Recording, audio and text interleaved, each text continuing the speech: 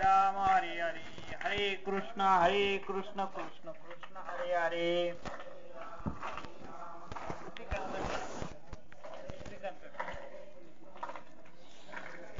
हरे राम राम राम हरे हरे हरे कृष्ण कृष्ण कृष्ण हरे हरे. रेकॉर्ड करतो. हरे घालून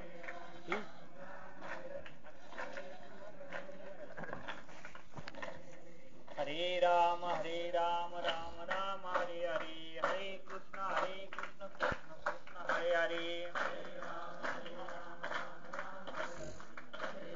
हरे कृष्ण कृष्ण हरे हरे हरे राम राम राम हरे हरे हरे कृष्ण कृष्ण कृष्ण हरे हरे हरे राम राम हरे हरे हरे राम राम हरे हरे हरे कृष्ण कृष्ण कृष्ण हरे हरे.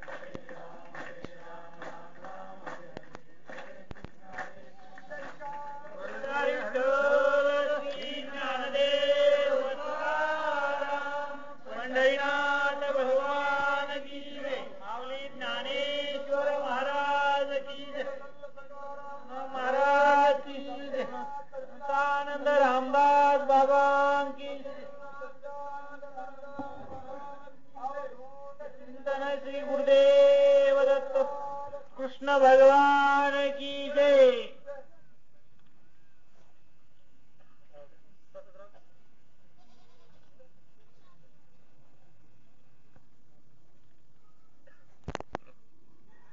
हृदयी सद्गुरु तेने तारिला हा संसार पुरू म्हणून विशेषादरू विवेकावरी. जैसे डोळिया अंजन भेटे तै वेळी दृष्टीशी फाटा फुटे. मग वास पाहिजे तेथे प्रगटे महानिधी.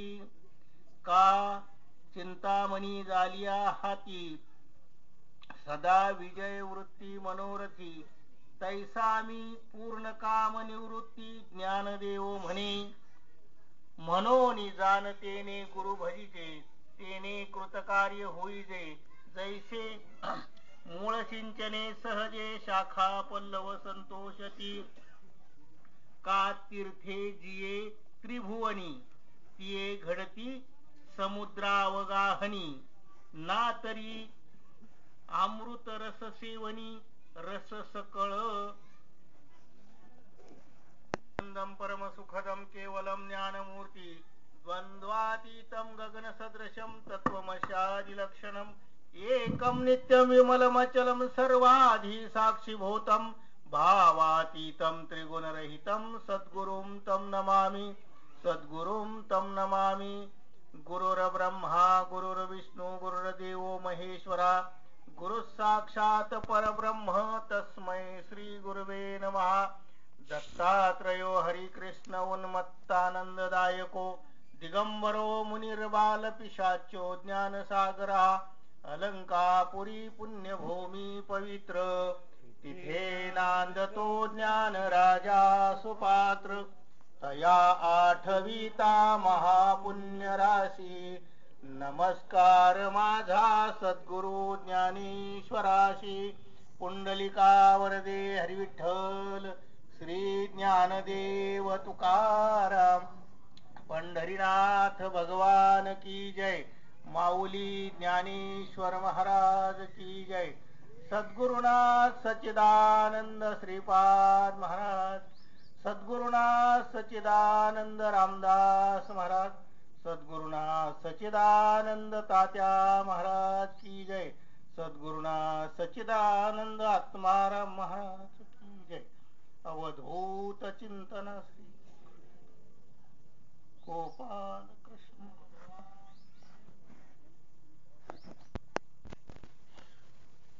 हृदयी सद्गुरु तेने तारिलो हा संसार पुरू म्हणून विशेषादरू विवेकावरी. आज गुरुपौर्णिमा म्हणजे व्यास पौर्णिमा. आणि व्यास पौर्णिमा म्हणजे विद्वान मंडळी नेहमी सांगतात, व्यास उच्चिष्ट जगत, हे सर्व जगत व्यासांच्या मुखातून निघालेलं जेवढं ज्ञान या जगामध्ये आज प्रगत आहे, मग ते आजचा मोबाईल असेल किंवा विध्वंस शक्ती असेल किंवा इथून चांद्रयान दुरुस्त करण्याची युक्ती असेल. चांद्रयान कुठे आहे? आकाशात. ते त्याच्या भूकक्षेमध्ये स्थिर आहे, पण त्या ठिकाणी असून सुद्धा त्याच्यात झालेला बिघाड इथं पृथ्वीवर बसून तो दुरुस्त करता येतो, एवढं ज्ञान प्रगत झालेलं आहे. आणि असं असताना सुद्धा सद्गुरु वाचोनी सापडेना सोय, अशी परिस्थिती. सद्गुरु शिवाय आत्मतत्व हाती येणं हे मात्र शक्य नाही. आणि तीच गोष्ट या ठिकाणी आतापर्यंत सगळ्यांनी सांगितली आणि तीच गोष्ट पूर्वीही व्यासांनी सांगून ठेवली. व्यासांच्याकडे सर्वांगीण ज्ञान होतं आणि व्यासांनी शोध लावला नाही असं या जगामध्ये कुठलीही वस्तू नाही की जी व्यासांच्या मुखातून निघालेली नाही. म्हणून काय म्हणतात, व्यास उच्चिष्ट जग, म्हणजे ही प्रत्येक ज्ञान हे व्यासांच्याकडून उष्टवलेलं आहे. आणि अशा प्रकारची ही आजची पौर्णिमा आहे, व्यास पौर्णिमा आहे. व्यासांनी सर्वांच्या जीवनामध्ये पूर्ण चंद्राप्रमाणे किंवा पौर्णिमेप्रमाणे प्रकाश निर्माण केला. प्रत्येकाच्या जीवनामध्ये पौर्णिमा निर्माण व्हावी अशी सद्गुरु श्रीपाद बाबांची ही इच्छा होती. म्हणून त्यांनी पायाला पानं बांधून जेवढा त्यांना परमार्थाचा प्रचार करता येईल तेवढा प्रचार केला. जसा पूर्वी नारायण महाराज जालवणकर यांनी परमार्थाचा प्रचार केला, त्याच्या पाठीमाग बलभीम महाराजांचा भरपूर परमार्थाचा प्रचार झाला. म्हणजे ये मराठीची नगरी, ब्रह्मविद्येचा सुकाळ करी, घेणे देणे सुखची वरी, होऊ दे या जगा. अशा प्रकारचा ब्रह्मविद्येचा प्रकाश, सुकाळ, ब्रह्मविद्येचा प्रचार हे करण्याचं कार्य श्रीपाद बाबांनी केलं. ब्रह्मविद्येचा सुकाळ हे करण्याचं कार्य शांतामाईंनी केलं. हेच करण्याचं कार्य सखायानंदांनी केलं. हेच करण्याचं कार्य पैठणचे बंडोबाबांनी केलं. असं परंतु बऱ्याचशा मंडळींचं म्हणणं असं पडतं की सर्वांच्या पेक्षा सरस कार्य श्रीपाद बाबांचं झालं. कारण का, की त्या काळात त्यांना वाहन नसल्यामुळं ते ठराविक भागामध्ये किंवा या टोकापासून त्या टोकापर्यंत जात होते, मधला भाग. पण बाबांनी सर्व भाग पिंजून काढला. ज्या ज्या ठिकाणी, जसं आपल्या नगर जिल्ह्यामध्ये बंडोबाबा आणि किरोबाबा कोणत्या गावाला गेले नाही असं गाव सुन नाही. पण हे नगर जिल्ह्यापुरतं झालं, कारण बैलगाडीचा प्रवास असायचा. परंतु पुढं मोटारी आल्या आणि बाबांचं प्रवासाचं कार्य सुखकर झालं. त्यामुळं ते भरपूर जिथपर्यंत त्यांना जाता येईल, जिथपर्यंत ते कार्य करता येईल तिथपर्यंत ते गेले.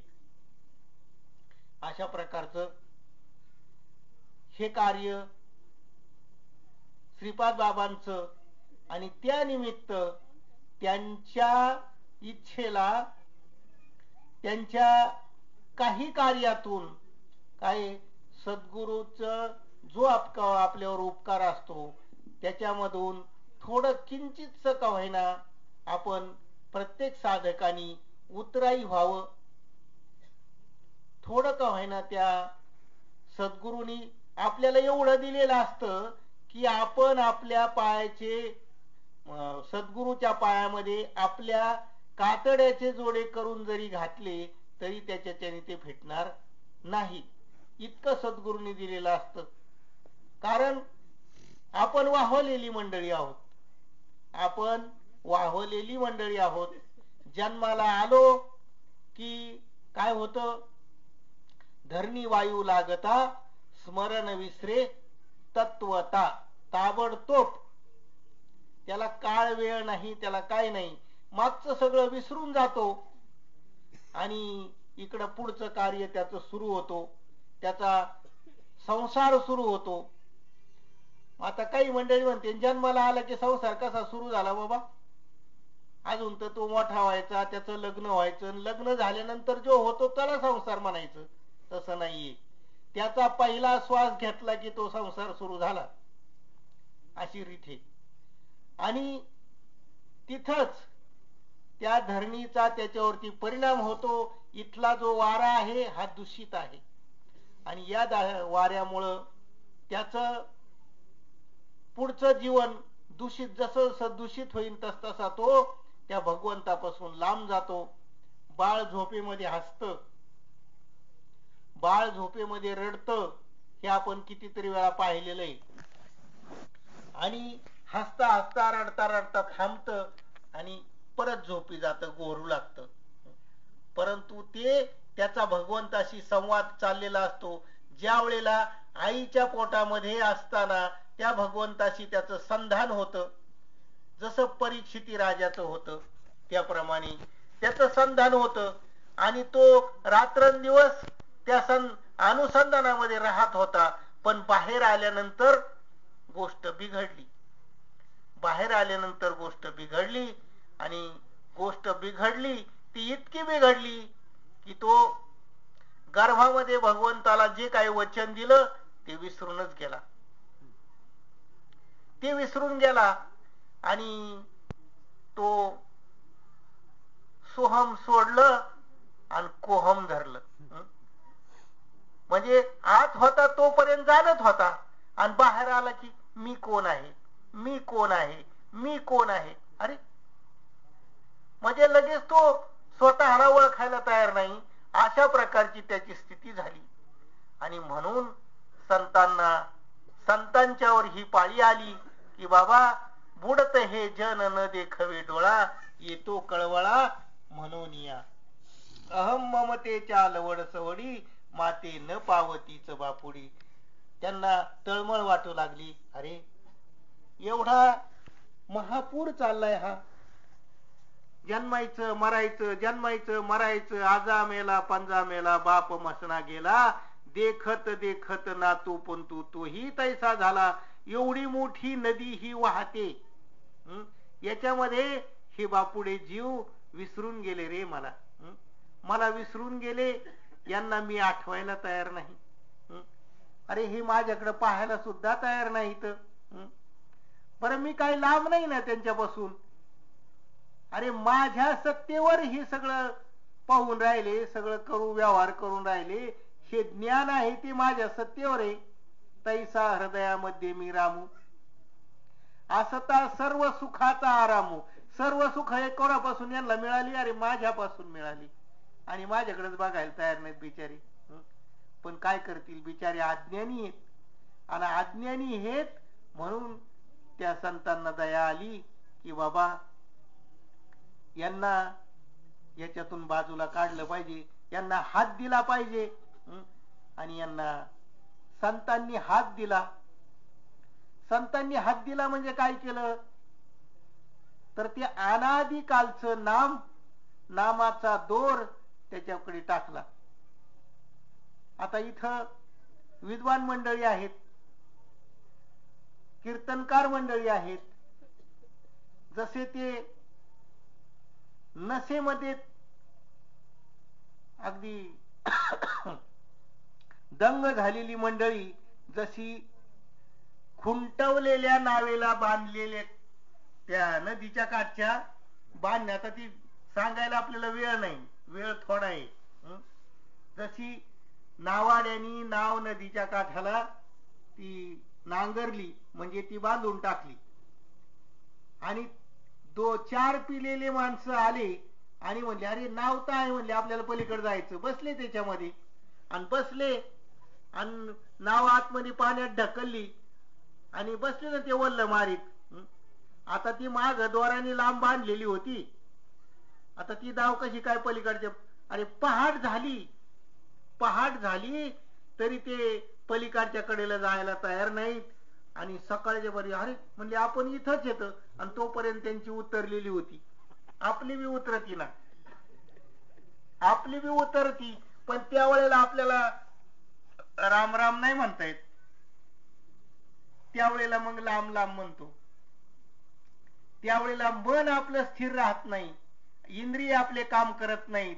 मांडी घालून बसलं तर तो महाराजांनी तर 15 मिनिटात सांगितले मगाशी, पण तो 15 मिनिटं सुद्धा बसू देत नाही, लगेच गुडघे दुखायला लागते.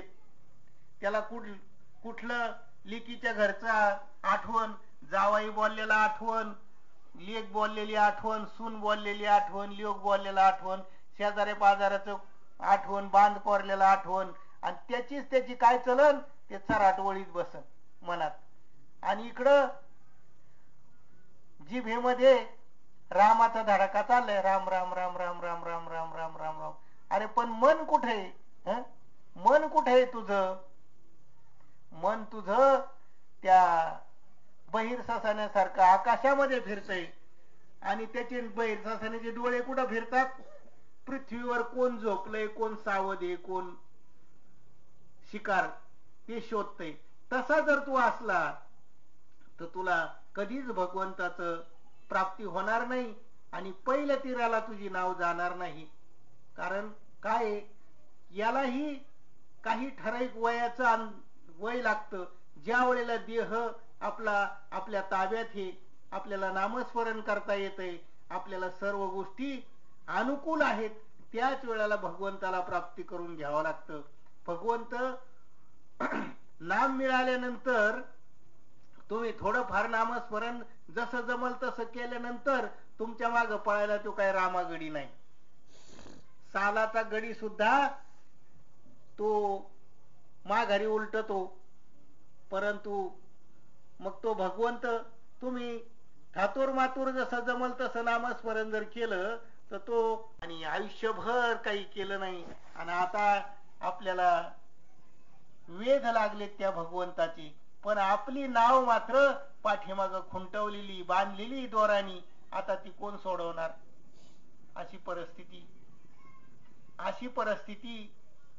परंतु ज्याची पूर्ण श्रद्धा आहे, पूर्ण विश्वास आहे सद्गुरूवर, सद्गुरू हा पूर्णपणे विश्वास भरलेला आहे, जसा वेगवेगळ्या रूपाने नटलेला आहे.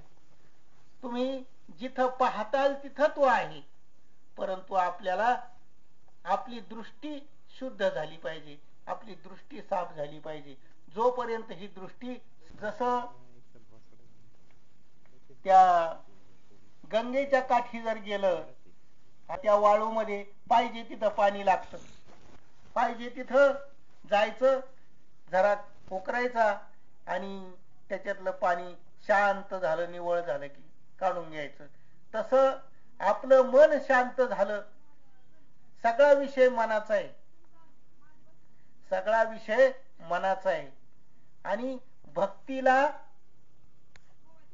तन, मन आणि धन, ह्या 3 गोष्टी लागतात.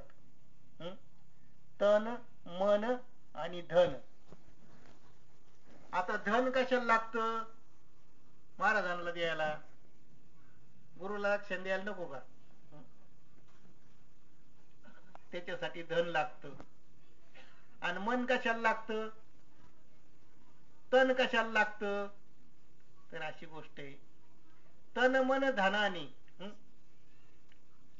काय आपल्याजवळ फार मोठं धन आहे पण मन मात्र आपलं स्थिर पाहिजे. मन आपलं एकाग्र झालं पाहिजे. मन अर्जुना तू मन हे मीच करी माझिया भजनी प्रेम धरी मग सर्वत्र नमस्कारी मज एकाची. मग तुला दुसरं दिसणार नाही. मग तू तर जेजुरीला जा, नाहीतर इकडं तुळजापूरला जा, नाहीतर गाणगापूरला जा, नाहीतर काशी विश्वेश्वराला जा, नाहीतर इथं आपल्या मांदळीला जा, नाहीतर स्वामींच्या सुरेगावला जा, कुठेही जा, तिथं तोच तुला दिसेल. कशामुळं? आधी मनमुंडा आणि मग तो ब्रह्म म्हणजे भगवान बर का. ब्रह्म म्हणजे देव. नवीन बऱ्याच मंडळीला वाटतं ही नवीनच शब्द येतो ना, तो भगवंताचा अनादिकालचा शब्द येतो, आजचा नाही. देवांचाही जन्म ज्या वेळेला झाला नव्हता त्यावेळेचा तो शब्द आहे. आणि मन त्याचं एकत्र झालं की मग मात्र तो सर्व ठिकाणी आपल्याला दिसतोच. जसं उदाहरण म्हणले की वाढते परत. तर गोष्ट अशी आहे, तन. आता तनाचा विषय. तन म्हणजे आपल्याला बसल्यानंतर त्या भगवंताला, तन म्हणजे शरीर, या शरीराने आपल्याला कुठल्याही प्रकारचा त्रास दिला नाही पाहिजे. ते शरीर आपल्या ताब्यात राहिलं पाहिजे. मांडी घातल्यानंतर आपण जर 10, 15, 20 मिनिटं जरी बसलो की लगेच गुडघे कुरकुर करायला लागते, पाठीला कळ लागती आणि मग लगेच इकडून असं करणार. खाली इकडची मांडी इकडं, तिकडची मांडी तिकडं. पण काही दिवस आपल्याला ती बळजबरीच करावं लागते या शरीरावर की आता मी मांडी मोडणार नाही, आता काही जरी झालं तरी मी मांडी मोडणार नाही. मग असं जोपर्यंत आपण त्याला आपल्या ताब्यात ठेवण्याचा प्रयत्न करत नाही आणि मग त्याला वळण लागतं, आणि वळण लागल्यानंतर तुम्ही 2-2 नाही 3-3 तास जरी बसले तरी तुम्हाला काहीही कळणार नाही की बा आता मी 1 तास बसलो का 2 तास बसलो का 4 तास बसलो, काहीही कळणार नाही. आता धनाचा विषय आला. तर मग आता हे आम्ही तर म्हणले, आता त्या दिवशी एक ताई म्हणली, आले असतील कदाचित त्या इथं शेडगावच्या. अरे म्हणले दादांना सगळ्यांनी दक्षिणा आणली का? दादांना दक्षिणा द्या, तसेच मोकळे येत नका जाऊ, दक्षिणा घेऊन येत जा. अरे वा म्हणलं, दक्षिणा म्हणल्यावर ती तर तिकडून लय लांबून जाते म्हणलं. आणि म्हणलं दक्षिणा किती? म्हणलं मला ती थोडी थिडकी चालत नाही. तुम्ही तर 10 रुपये 5 रुपये आणि 20 रुपये कोणी जास्तीत जास्त काय देणार म्हणलं. मला दक्षिणा लई म्हणलं हजारावर लागत. मग एक जण म्हणलं मग तर त्या सडकाच्या अलीकडेच नसतं येऊन दिलं. मग अशी परिस्थिती. तर धन हे असं आहे की आपल्याजवळ जे धन आहे ना, ते धन त्या सद्गुरूला लागतं पहा. आणि त्याच धनाची गरज आहे सद्गुरूला. तुमच्या मन जसं लागतं, त्या मनाला 7 तनाची लागती, तशीच त्या धनाची गरज आहे. धन मग किती लागतं? तर 1 लक्ष. 1 लक्ष लागतं. ते 1 लक्ष, 1 लाख रुपये दिले ना सद्गुरूला की सद्गुरू प्रसन्नच. पाहिजे ते तुम्हाला विमानच बघा तुम्ही, सद्गुरूला 1 लाख रुपये द्या तुम्ही, तुमचं कामच झालं. म्हणून ते 1 लक्ष सद्गुरूला लागतं, हे त्याचं धनी. परंतु काय आता या ठिकाणी काय आपले बरेचशा वक्त्यांनी दादांची खूप स्तुती केली. आता त्यांनी त्यांच्या सद्गुरूची केली. त्यांच्या सद्गुरूची त्यांनी स्तुती केली त्यांना मला काय म्हणायचं नाही, पण मला ते असं होतं की बाबा यांना स्तुती करताच बोलवलं का काय आपण. अरे हे कसं आहे, ह्या डबड्याचं काही नाही. हे डबड सगळ्यांच्या जवळ आहे, तुमच्या जवळ आहे, माझ्या जवळ आहे, सगळ्यांच्या जवळ आहे. तो सद्गुरू जो असतो तो आपल्या अंतकरणाच्या ठिकाणी असतो. ते तत्व सद्गुरू आहे. तुम्ही सद्गुरू नाही, मी सद्गुरू नाही, असे डबडे गल्लोगल्लीनी पडलेले असते. आमचे सोनवणे महाराज सांगत आहेत, आम्ही म्हणले डब्बा आणतो आयलचा, आणि तो आता जवळजवळ 200 रुपयाला झालाय लिटर गाडीला आयल टाकलेला, आणि एवढा जपून आणतो, एवढा जपून आणतो की घरी आणून की पोरांनी हात लावला नाही पाहिजे, पडला नाही पाहिजे, फुटला नाही पाहिजे, कारण आईल सांडल. आणि मग त्यातलं ते दोन बाजूला 2 भोकं पाडून आईल बाहेर काढलं की झाला डब्बा मोकळा. मग त्याची गोल चकतीवरची काढायची आणि मग त्याच्या नाकात व्यसन वावायची की झाला सकाळच्या पारी. मग अशा प्रकारचं हे डबड आहे. ह्या डबड्याची काय किंमत आहे, तर याला किंमत नाही. ते सद्गुरू कोण होते, तर ज्यांची आपण आज ही पौर्णिमा साजरी करतो, की अशीच पौर्णिमा म्हणजे पूर्ण विकसित चंद्र जसा पौर्णिमेच्या दिवशी असतो तसा आमच्या जीवनामध्ये विकसित व्हावा आणि आम्ही भगवंता मूळ ठिकाणी म्हणजे तुझ्या स्वरूपाच्या ठिकाणी यावं, स्वरूपाच्या ठिकाणी यावं. म्हणून सद्गुरूची तळमळ असते पहा. सद्गुरूची त्याच्या भक्ताबद्दल आतोनात तळमळ असते. अंतकरणामध्ये थोडा जरी तिळभर जरी होय अभिमान, मग त्या सद्गुरूला, त्या भगवंताला डोंगरा एवढा भार होतो त्याचा. किती?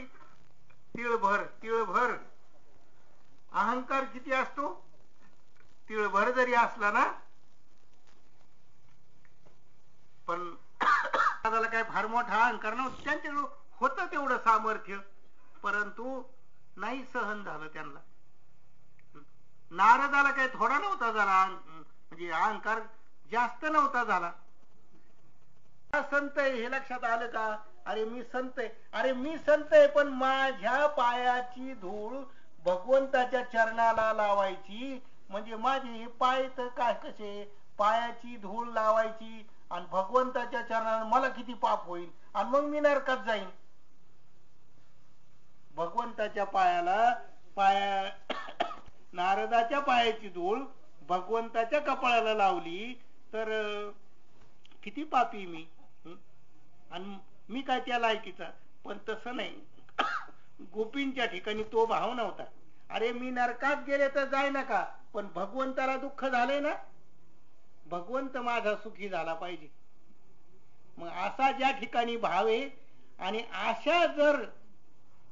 अशा जर गोपींच्या ठिकाणी थोडा जरी तिळभर काय झाला अभिमान झाला, तर भगवंतानी गुप्तच झाली.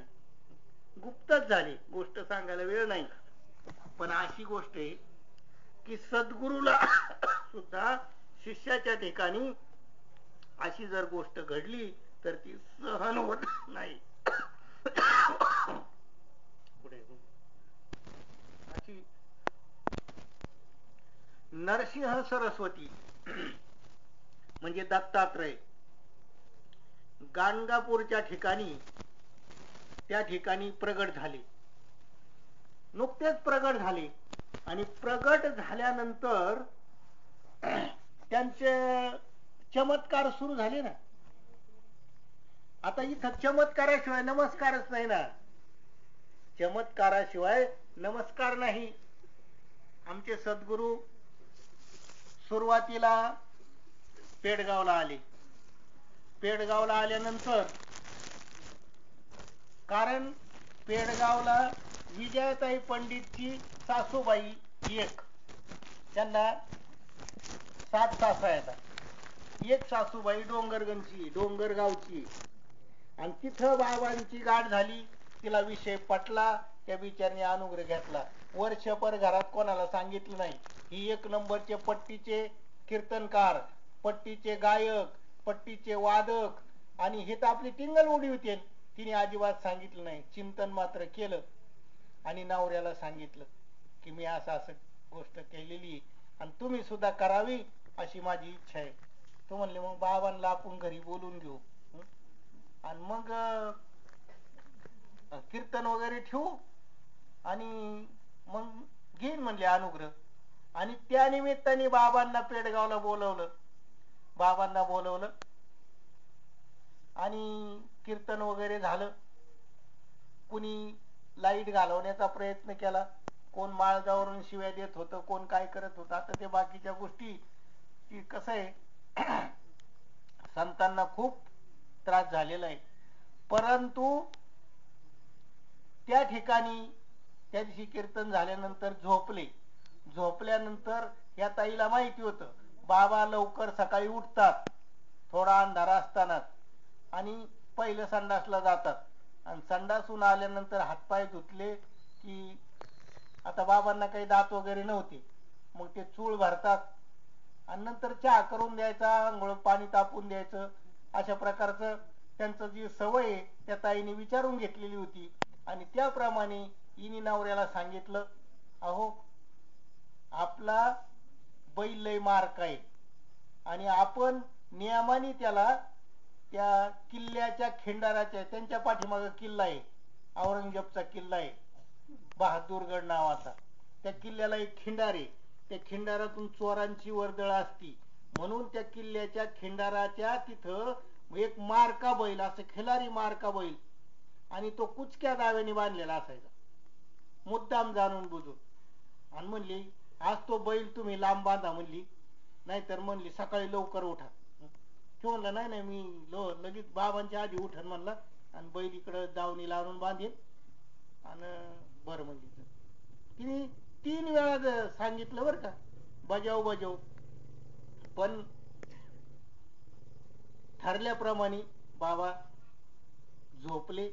सकाळी उठले. आता सकाळी उठले आणि राजनातून पाणी घेतलं. ही ताई बाहेर झाडीत होती, मालक दाराडूर झोपले होते. आता ती तांब्या वाजला, डब्बा वाजला की ती पळपळ आली याला उठवायला. हो पळा पळा पळा पळा, ते बैल धरा, बाबांना मारीन बाबांना मारीन. बैल लय खतरनाक, परखा माणूस आला की मागच पळणार. आणि शो उठून डोळे चोळीतोय तोवर बाबा डब्बा घेऊन अगदी बैलाच्या पलीकडे निघून गेले. पुन्हा अहो म्हणजे आता इथंच बसा बर का, इथंच बसा आणि आतमध्ये जाऊ नका, इकडे तिकडे. बाबा आले ना की मग तिथं बैलाजवळ जाऊन थांबा. असं झालं. आणि हा थोडं हे करता करता कशाच्या तरी नादी लागला ना आतमध्ये आला की तेवढ्यात बाबा आली. ती बाई आरडत, ती बाकीचे लोक आरडत, बाबा ते बैल मारतो, बाबा ते बैल मारतो, लांबून लांबून, थांबा थांबा आम्ही येतो. कशाची? बाबा आपले त्यांच्या नादातच आले त्या बैलापासून. बैलांनी शेप सुद्धा हलवली नाही. बाबा आले, हातपाय धुतले आणि बाकीचे बाबा अहो बैलांनी मारलं असतं ना, आम्ही काय पाहिलं असतं, बैल लय बेकारी. आणि रांजातून पाणी घेतलं, हातपाय धुतले, चूळ भरली, परत बाबा निघाले. बैलापाशी गेले. त्या बाबांनी त्याच्या पाठीवरून हात फिरवला, तुझं काही चांगलं नाही झालं ते. आणि मग त्या बैलांनी अशी मान खाली घातली, डोळ्यातून गळगळ गळगळ गळगळ असं चाललेले बैलाचे. अरे बाबांनी पुन्हा त्याला थापटलं आणि परत आले. म्हणजे आता तू काय मारायचा बिरायचा नाही, आता काय घाबरू नका. म्हणजे संतांच्या जवळ काय किमया असती. अरे यांना काय होतं तर सांगत काय होतो मी,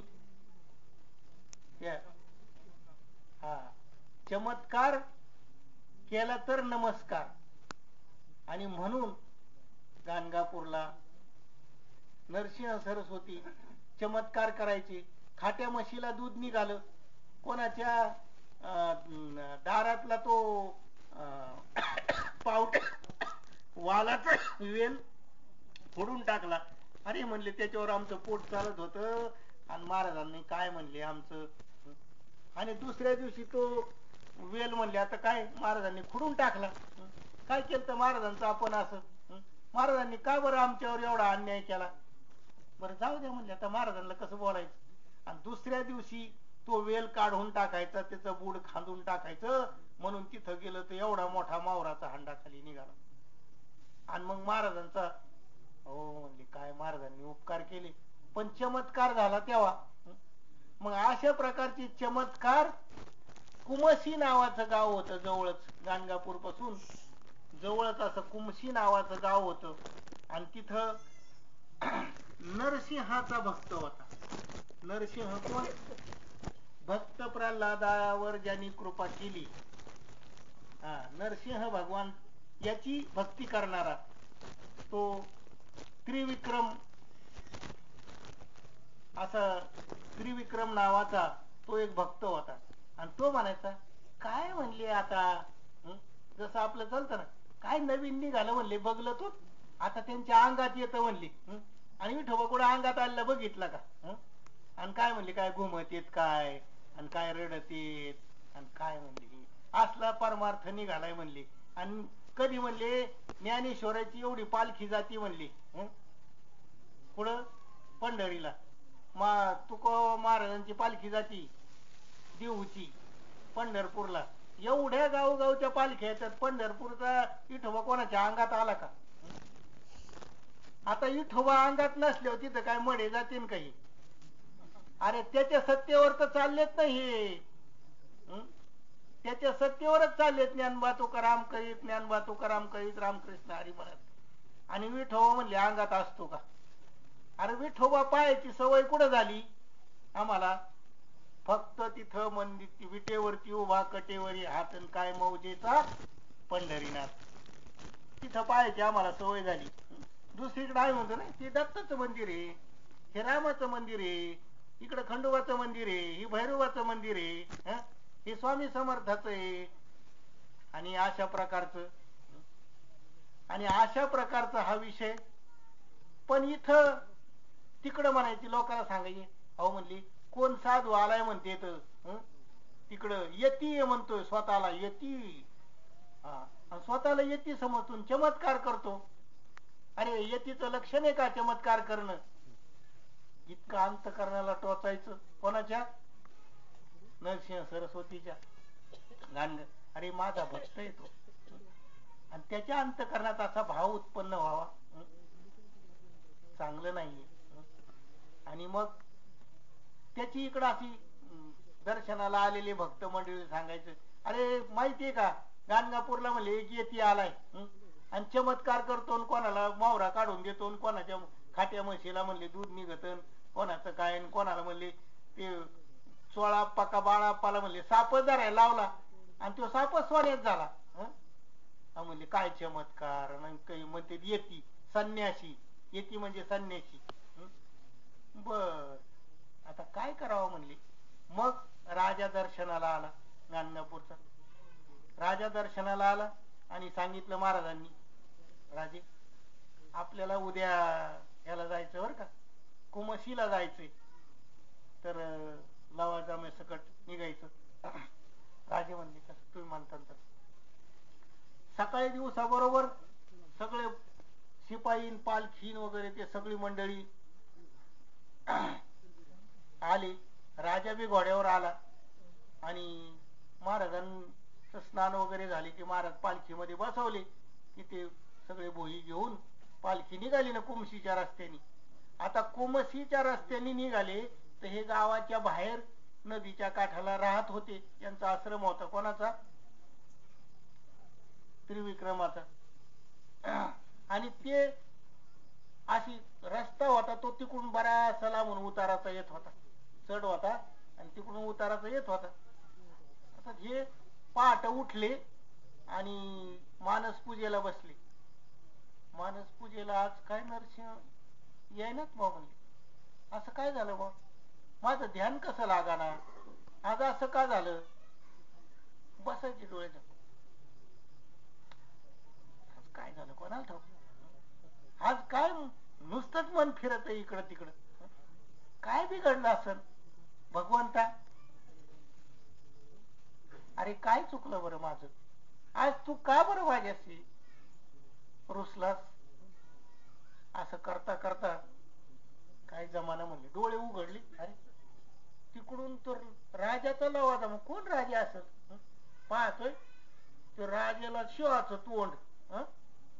अरे नख दिसतेत आणि सगळ्या अंगाला केस आणि ती शिपाई तसलेच. ते पालखीत येत असलं स्वांग बसलंय, पुढं घोड्यावर बसलेलं तसलं. अरे हे काय भानगडे? डोळे चोळले लगेच माणसं दिसतेत ना, शिपाई, राजा, प्रधान. ती पालखी कुणीतरी एक बसलंय म्हणले. बर. आणि परत थोड्या वेळ झाली की परत तसं दिसायचं. हे असं का होतंय? अरे माझा देव माझ्या मानस पूजेत आला नाही, माझ्या ध्यानात आला नाही, आणि इकडून कसा दिसतोय? इकडून तर सगळं स्वरूपच दिसतंय. असं पाहतोय तो आणि मग खटकनी खटका बसला. अरे काहीतरी आपलं चुकलंय म्हणले. तो येती दिसतोय. उठले आणि गेले आणि साष्टांग दंडवत घातलं. उतरले खाली नरसिंह सरस्वती आणि मग ओळखलं. मी ओळखलं नाही बरं का आपल्याला. चुकलं म्हणले माझं फार चुकलं म्हणले. अरे त्याच्यामुळे तर तुला मला यावं लागलं म्हणले इथपर्यंत. त्याच्यामुळेच मला यावं लागलं. मी तुम्हाला ओळखलं नाही म्हणले. मला वाटलं कुणीतरी संन्यासी आलाय आणि तो चमत्कार करून दाखवतोय. तो प्रगट झाला मला काही माहित नाही. टाळे मोकलून ढसा रडायला लागला आणि मग आले सगळे शांत बसले आणि सांगितलं आता पुन्हा तसं करू नको. अरे तुझ्यासारखा कोणी नाही. मग महाराजांच्या बरोबर ते परत गाणगापूरला आले. गाणगापूरला आले. आता उरकून घ्या मला वाटतं 8 वाजले का? त्याच्या घरात मी बसत माझ्या आता 3 गोष्टी राहिल्या अजून.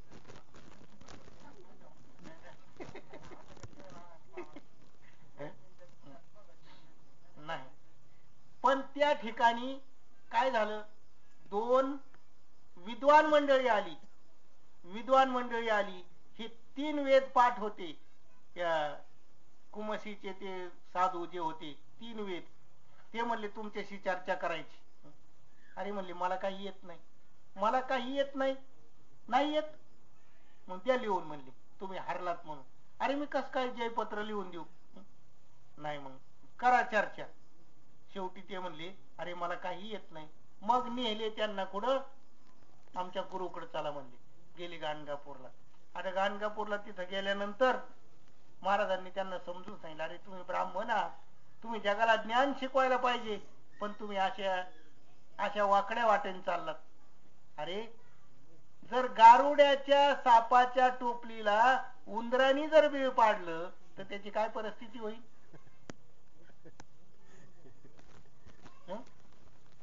काहीतरी होईलच ना. आणि तुम्ही म्हणले काय करून राहिली? नाही म्हणले. त्यांच्या डोक्यात आलं नाही. शेवटी रस्त्याने चाललेला एक मांग होता. तो शेतावर त्याला हाका मारून घेतली. म्हणले इकडे ये. आणि बाकीच्या 2 भक्तांना सांगितलं त्याला हाका 7 रेगा मारा म्हणले. तिथं 7 रेगा मारल्या. एक रेग ओलांडून उभा राहा म्हणले. तिथं तो आला. तो तिथं उभा राहिल्यानंतर त्याला विचारलं तू कोण आहे? म्हणले मी या गावचाच आहे म्हणले. मांगे चाललोय शेतावरती, पण तुमच्यासारख्या सद्गुरूची कृपा झाली, मला हाक मारली. केवढा भाग्यवान. मला तुमचे शब्द कसे कानावर पडले असते, पण तुम्ही बोलावलं. लय माझं अंतःकरण भरून आलं. एक रेग ओलांडून अलीकडे आला. अरे कोण आहेस तू? मी अमक्या अमक्या नगरीचा राजा आहे.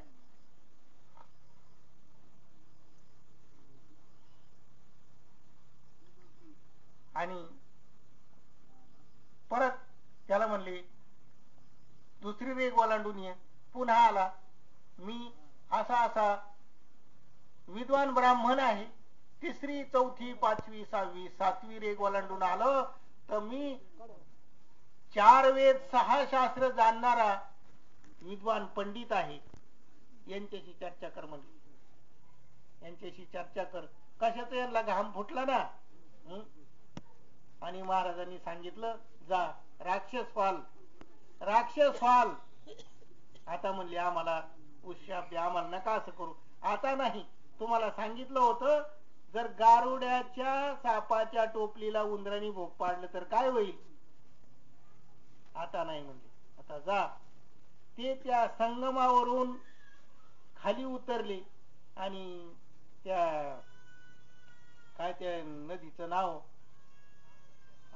अमरजा संगमावरती खाली गेले की दोघांचे देह पडले. मग अशा प्रकारचं सद्गुरू भक्ताचं रक्षण करत असतात. भक्ताला त्रास देणारी आजही जरी मंडळी असती तरी त्यांना अनुभव येतोच. आणि बऱ्याच लोकांना अनुभव आलेला आहे. हे जी सत्य नाम आहे, हे जी ब्रह्मनाम आहे, या ब्रह्मनामाचा काय आपण जर समुद्रावर गेलो आणि समुद्राच्या ठिकाणी जर स्नान केलं तर किती नद्यांचं स्नान झालं.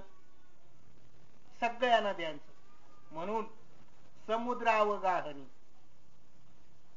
समुद्राच्या ठिकाणी सर्व नद्यांची तीर्थ त्या ठिकाणी.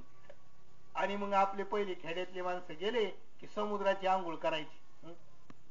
का तर सगळ्या तीर्थांचं स्नान त्या ठिकाणी होतं. तसा चिंतामणी आपल्याला मिळालेला आहे. कोण? श्रीपाद बाबा. काय जरी आपल्याला वाटत असलं की आता श्रीपाद बाबा 98 साली गेले, तरी ते कुठं गेले नाही आणि कुठं आले नाही. ते सर्वांच्या हृदय देशी मी अमुक आहे आईशी. मग आपण स्मरतो का? आपल्या बुद्धीनुसार ती स्मरण करायला पाहिजे आणि बुद्धी पुरस्सर स्मरण करायला पाहिजे, चिंतन करायला पाहिजे. तसा प्रकारचं चिंतन झाल्यानंतर तो पण फैसला होत नाही. काय करावा? फैसलाच होत नाही. आमची धाकटी सुनबाई आहे पा, चिंतन खूप चांगलं पण फैसला नाही. फैसला नसल्यामुळं तिला वाटतं इकडून भूत येतं तिकडून भूत येतं. अरे तुझ्याजवळ संजीवनी विद्या आहे, तुला भूत येईनच कसं? फक्त तुझं अंतःकरण त्याच्यावर ठसाच मारला नाही त्यांनी, ती ठाम झालं नाही. ती जर ठाम झालं ना, अरे कुठेही तू जा ना, दगडात जा नाही तर धोंड्यात जा, रात्री जा. मी आता यांना अनुग्रह दिले, त्यांना सांगतो अरे तुम्ही रात्रीचा प्रसंग आला ना, रात्रीच्या प्रसंगी तुम्ही एकट्या जरी चालले असले ना तर तुम्ही सद्गुरूचं स्मरण करायचं, नामस्मरणाला सुरुवात करायची. तुम्हाला कशाची भीती नाही, कशाचं काय नाही काय नाही. एक जणाला 4 जण नरड दाबीत होती, त्याला धरून नेला आणि नरड दाबीत होती आणि त्याला मारायचं होतं. कुणी टांगड्या धरल्या, कुणी हात धरल्या, कुणी नरड दाबीत होती. असं करता करता पण तो कसा होता? अनुग्रहित होता. आणि त्याला काय बोलता येईना, घाबरून गेला. आणि आता म्हणला सद्गुरू श्रीपाद बाबा आता शेवटचाच माझा नमस्कार गाड्या म्हणला. आणि चिंतनाला प्रसंग आल्यावर बर का, मागाशी कोणतरी म्हणलं अंगाला आला ताप, शेवटचाच प्रसंग आहे आता. आणि म्हणून आणि तितक्यात कुणीतरी हाका मारायला सुरुवात केली आणि ही झाली ना गडबड. ह्यांनी जो तो मागच्या दाराने पळत सुटला. ती पायावर बसलेले, टंगड्या धरलेले, हात धरलेले, ती मागच्या दाराने पळत सुटले. आणि कुठे इकडच्या दाराला कोणी आणि तिकडच्या दाराला हाका कोणी मारले. म्हणजे असा सुद्धा अनुभव येत. म्हणून सद्गुरु वाचोनी सापडेना सोय, आणि ही सोय सापडलेली असून सुद्धा आपला विश्वास बसत नाही, ही आपलं दुर्दैव आहे, कुठंतरी कमी पडतंय. पण ज्यांनी त्यांनी दुरुस्त करून घ्यायचंय आणि ही व्यास पौर्णिमा आपल्या जीवनामध्ये विकसित करून घ्यायची. आणि या सद्गुरु माऊलींची, श्रीपाद बाबांची आजची जी आपण पूजा बांधली ती या पौर्णिमेनिमित्त काही अंशी का होईना त्यांच्या ऋणातून अंशतः मुक्त होण्याचा आपला प्रयत्न आहे. आपण मुक्त होऊ शकत नसतोच, पण अंशतः आपल्या अंतकरणाला वाटावं म्हणून एवढी धावपळ पावसा पाण्याची करायची आणि ही पूजा बांधायची. अशा प्रकारची आता तुम्ही सर्वांनी खरं या ठिकाणी प्रवचन व्हायला पाहिजे होतं सोनवणे महाराजाचं. कसं आहे, पण काय म्हणले आता ते कोलाट्याचाच खेळ बघायचा नाही का, म्हणजेत ना इंद्राचा ऐरावतन काय, हा, आणि कोलाट्या पुढं काय म्हणते ती, सूर्या पुढं ड्युटी नाही का. आता शिकून घेईन मी आणि मग शंखपाळ महाराजांना विचारीन बरोबर आहे का. आता काय ती प्रक्रिया काय मला येत नाही, ते प्रवचन येत नाही, पण ज्याला येतं ते बी फुगत येतं आणि ते बसत नाहीत. तर आता झालेली सेवा सद्गुरु श्रीपाद माऊली आणि सद्गुरु स्वरूप असणारे तुम्ही सर्व श्रोतृवृंद यांच्या चरणी अर्पण करतो आणि या ठिकाणी सेवेला पूर्ण विराम देतो. पुंडलिक वरदे हरी विठ्ठल श्री ज्ञानदेव तुकाराम पंढरीनाथ भगवान की जय. माऊली ज्ञानेश्वर महाराज की जय. सद्गुरुनाथ सच्चिदानंद श्रीपाद, सद्गुरुनाथ सच्चिदानंद रामदास महाराज, सद्गुरुनाथ सच्चिदानंद तात्या महाराज, सद्गुरुनाथ सच्चिदानंद आत्माराम महाराज. अवधूत चिंतन श्री गुरुदेव दत्त गोपाल कृष्ण भगवान की जय. पते देवे येणे वाजज्ञ तोषावे, हे जे खांची व्यंकटी सांडू तया सत्कर्मे रती वाढू. भूता परस्परे पडो मैत्र जीवांचे दुरितांचे तिमिर जाऊ. विश्व स्वधर्म सूर्य पाहू जो देवांचिल तो ते राहो. प्राणिदात वर्षत सकळ मंगळी विश्वर निष्ठांची मांड्याळी. अनवर्त भूमंडळी भेटो दया सदा कल्पतरुच्या चेतना चिंतामणीचे गाव. बोरी जे आर्णव पियुषांचे चंद्रमेघे आलांजन. मार्तंड जे तापहीन ते सर्वही सदा सोये हो. किंबहुना सर्वसुखी पूर्ण लोकी भजिवानी ओढे अखंडीय आणि ग्रंथोदे विशेष लोकी. दृष्टा दृष्ट होवावे